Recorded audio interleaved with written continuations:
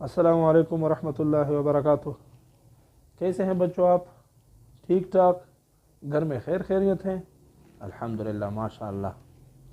آج ہمارے جو سبق کا عنوان ہے وہ ہے روزمرہ زندگی میں مسنون دعاؤں کی اہمیت۔ تو سب سے پہلے ہمیں یہ جاننا چاہیے کہ مسنون دعائیں کیا ہوتی ہے۔ دعا کی تعریف ہم نے پہلے جاننی ہے کہ دعا کسے کہتے ہیں۔ عربی میں دعا کے لفظی معنی ہے پکارنا اور یا پھر مانگنا۔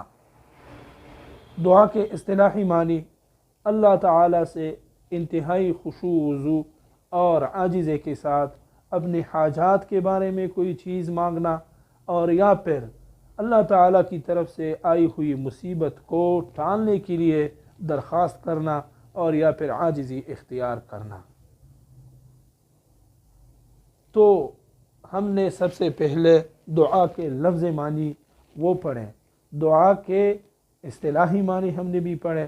تو مسنون دعاؤں سے مراد مسنون دعائیں وہ دعا جو نبی صلی اللہ علیہ وسلم جو اللہ تعالیٰ کے آخری نبی ہے اس کی طرف سے ہمارے لیے یا ہماری حاجات کی پوری کرنے کے لیے وارد ہوئے ہیں کتب احادیث میں، ان کو مسنون دعائیں کہا جاتا ہے۔ مسنون دعائیں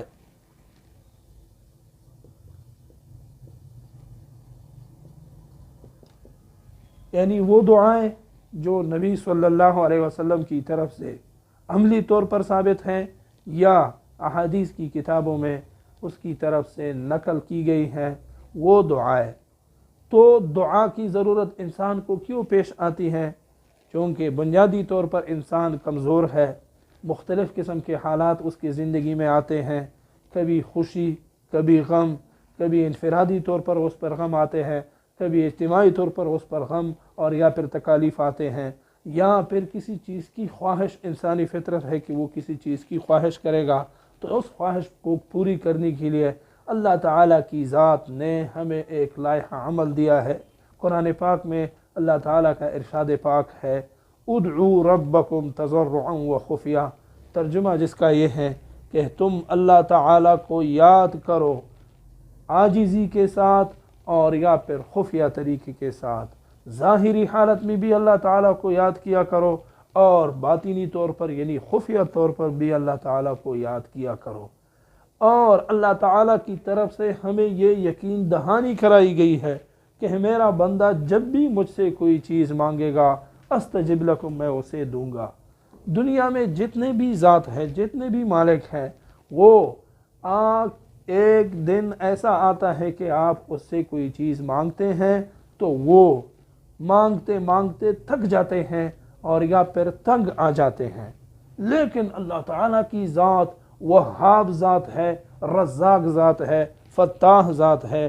اکیلے یہ ایک ایسی ذات ہے جو مانگنے پہ شرمندہ نہیں ہوتی اور یا پھر نعوذ باللہ مانگنے پہ تنگ نہیں ہوتی، بلکہ جتنا اس سے مانگا جائے اتنا ہی وہ زیادہ دیتے ہیں۔ اللہ تعالیٰ کا قرآن پاک میں ارشاد ہے کہ ربکم ادعونی استجب لکم، تم مجھ سے مانگا کرو اور یا پھر مجھے پکارا کرو، استجب لکم، چاہے جہاں بھی ہو آپ، انفرادی طور پر ہو اور یا پھر اجتماعی طور پر ہو، اللہ تعالیٰ کی طرف سے ہمارے لیے یہ یقین دہانی کرائی گئی ہے کہ میں وہ چیز آپ کو دوں گا۔ دوسری جگہ اللہ تعالیٰ فرماتے ہیں کہ یا ایہا الذین آمنوا اذکروا اللہ ذکرا کثیرا وسبحوہ بکرۃ وعصیلا، اے ایمان والو تم اللہ تعالیٰ کی یاد دہانی اور یا پھر اللہ تعالیٰ کا ذکر کثیر یعنی بہت زیادہ کیا کرو، اور اس کو خصوصی اوقات جس کو بکرتن یعنی صبح و اصیلا شام کے اوقات کہتے ہیں، ان اوقات میں خصوصی طور پر اللہ تعالیٰ کو یاد کیا کرو۔ تو نبی صلی اللہ علیہ وسلم جو اللہ تعالیٰ کی طرف سے ہماری ہدایت اور رہنمائی کے لیے بھیجے گئے ہیں، آپ لوگوں کو پتہ ہے، آپ کو پتہ ہے کہ ہمارے نبی صلی اللہ علیہ وسلم کا کیا نام ہے؟ حضرت محمد مصطفیٰ صلی اللہ علیہ وسلم۔ Very good. تو حضرت محمد مصطفیٰ صلی اللہ علیہ وسلم کی ساری زندگی ہمارے لیے بہترین نمونہ ہے۔ لقد کان لکم فی رسول اللہ اسوۃ حسنۃ لمن کان یرجو اللہ والیوم الآخر۔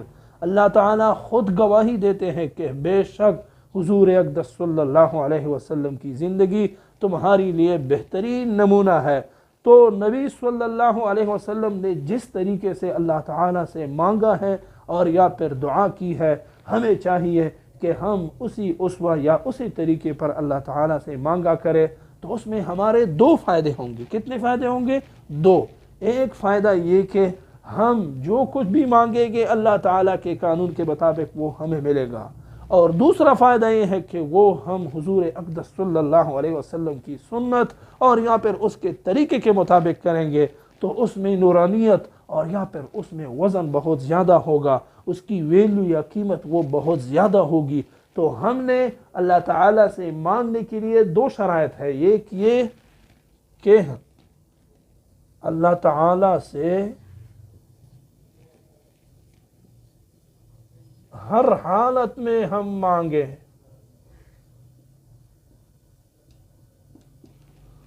دوسری یہ کہ ہم وہ چیز نبی صلی اللہ علیہ وسلم کے بتائے ہوئے طریقے پر مانگے، کیونکہ اس میں آداب ہوتے ہیں، اس میں رعایت ہوتی ہے، اس میں مانگنے کا سلیقہ اور طریقہ ہوتا ہے۔ دوسری شرط جو ہے وہ ہے حضور اقدس صلی اللہ علیہ وسلم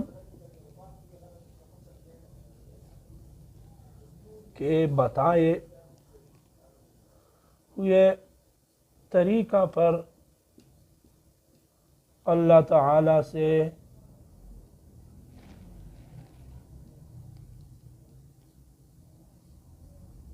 مانگنا۔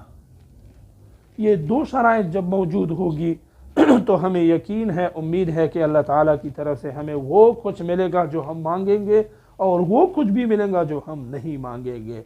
تو حضور اقدس صلی اللہ علیہ وسلم کی طرف سے ہمارے لیے مخصوص اوقات میں یا پھر مخصوص ٹائم میں ہمارے لیے مسنون دعائیں بتائی گئی ہے، جیسا کہ صبح کا وقت ہے اور یا پھر شام کا وقت ہے۔ یہ انتہائی اہم اوقات ہوتے ہیں۔ اللہ تعالیٰ کی طرف سے ہمارے لیے ہدایات ہے کہ تم لوگ اس وقت مانگا کرو مجھ سے، تو ہم کیا کریں گے؟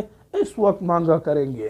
تو چند مسنون دعائیں جو ہماری روزمرہ زندگی کے ساتھ ریلیٹڈ ہیں اور یا پھر وہ اس کے ساتھ منسلک ہیں، وہ ہم نے سیکھنے کی کوشش کرنی ہوگی۔ جس طرح کہ ہماری روزمرہ زندگی میں ہمارے کھانے کے آداب ہے، ہمارا پینا ہے، ہمارا سونا ہے، ہمارا جاگنا ہے، ہمارا مسجد میں داخل ہونا ہے، ہمارا مسجد سے باہر آنا ہے، تو ہم نے ان دعاؤں کو سیکھنا ہے۔ ان دعاؤں کے ساتھ ہمیں ثواب بھی ملے گا اور ثواب کے ساتھ ساتھ ہمیں وہ کچھ بھی ملے گا جو ہم مانگیں گے۔ فار ایگزامپل، ہم جب روٹی کھانے کے لیے بیٹھیں گے، چونکہ روٹی انسانی ضروریات میں سے ایک اہم ضرورت ہے، تو اس کو اگر ہم حضور اقدس صلی اللہ علیہ وسلم کے بتائے ہوئے طریقے کے مطابق کھائیں گے تو یہ عین عبادت ہے، اور ہمیں اس روٹی کے ہر نوالے کے بدلے اللہ تعالیٰ کی طرف سے اجر و ثواب ملے گا۔ تو آپ لوگوں نے سیکھا ہے کہ روٹی کھانے سے پہلے کون سی دعا پڑھنی چاہیے؟ آپ بتائیں بچے۔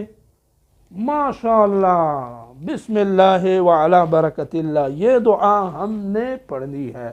تو اگر روٹی کے کھانے سے پہلے ہمیں یہ دعا یاد نہ آئے تو ہم نے درمیان میں کون سی دعا پڑھنی ہے؟ آپ بتائیں فیضان بھائی۔ اچھا، نہیں آتی؟ بسم اللہ وعلی برکت اللہ، یہ دعا آپ لوگوں نے پھر درمیان میں پڑھنی ہے، اور جب آخر میں ہو تو آخر میں ہم نے کون سی دعا پڑھنی ہے؟ الحمدللہ الذی اطعمنا وسقانا وجعلنا من المسلمین۔ تو چونکہ ہمارا ٹائم پورا ہونے والا ہے تو ہم سبق کو ریوائز کرتے ہیں۔ تو دعا کی کیا معنی ہے؟ دعا کے معنی ہے مانگنا۔ مسنون دعاؤں سے کیا مراد ہے؟ مسنون دعائیں وہ دعائیں جو اللہ تعالیٰ کے نبی حضرت محمد مصطفیٰ صلی اللہ علیہ وسلم کی طرف سے ہمارے لیے بتائی گئی ہے۔ ان ہدایات کے مطابق اگر ہم اللہ تعالیٰ سے دعا کریں گے تو انشاءاللہ اللہ تعالیٰ ہماری دعائیں قبول کرے گا۔ یہ ہمارا ٹاپک تھا۔ تو آپ لوگوں کے لیے ہوم ورک کے طور پر میں فرما رہا ہوں کہ آپ لوگوں نے گھر میں سونے کی دعا اور سونے کے بعد یعنی جاگنے کے بعد آپ نے جو دعا پڑھنی ہے، آپ نے یہ دونوں دعا سیکھنی ہے، کل انشاءاللہ ہم یہ آپ سے پوچھیں گے، ٹھیک ہے؟ جزاک اللہ، تھینک یو، السلام علیکم ورحمۃ اللہ وبرکاتہ۔